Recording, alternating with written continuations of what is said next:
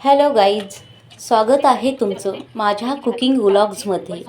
Guys, मी आज बनवत आहे रात्रीच्या उरलेल्या डाळींचे पराठे.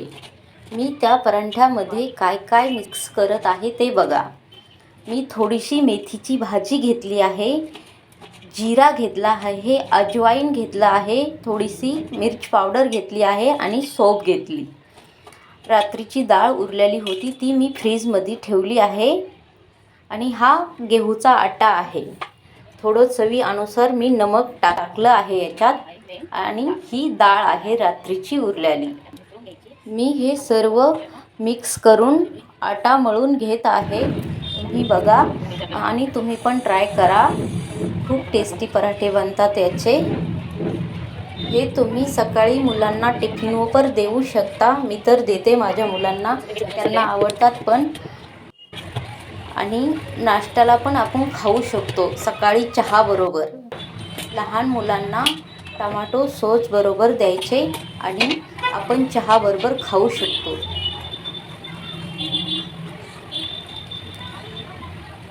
खूपच टेस्टी पराठे बनतात हे. तुम्ही पण नक्कीच घरी बनवा आणि मला कमेंटमध्ये सांगा की कसे बनले होते तुमचे पराठे. बघत राहा माझे पराठे कसे बनतात. व्हिडिओ शेवटपर्यंत पहा.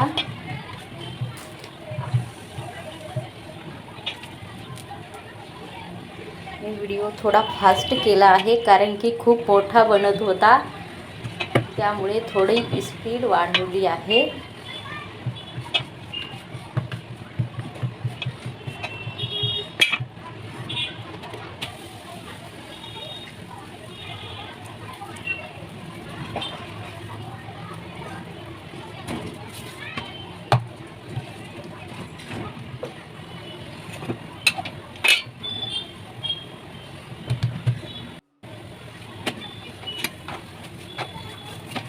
बघा माझा पराठा बनलाच आहे.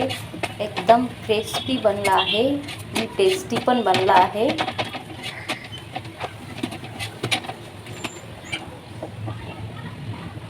तुम्ही बघू शकता. हे बघा, हे लहान मुलांना द्यायचं याच्यासोबत.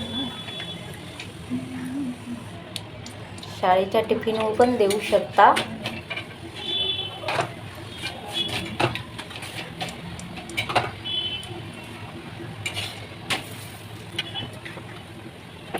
बघा खूप छान पराठे बनतात याचे.